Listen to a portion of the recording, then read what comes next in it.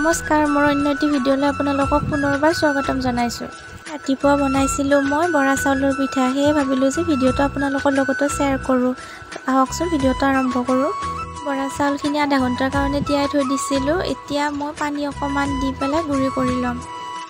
বনাবৰ কাৰণে পেষ্টটো ৰেডি হৈ গ'ল। ইয়াতে মই নিমখ আৰু বেকিং ছ'ডা অকণমান ব্যৱহাৰ কৰিছোঁ। কেৰাহীটো ভালদৰে গৰম হ'বলৈ দি ইয়াতে মই পেষ্টটো দি দিলোঁ। মই তেল নিদিয়াকৈ বনাইছোঁ, অকণমানো তেল ব্যৱহাৰ কৰা নাই।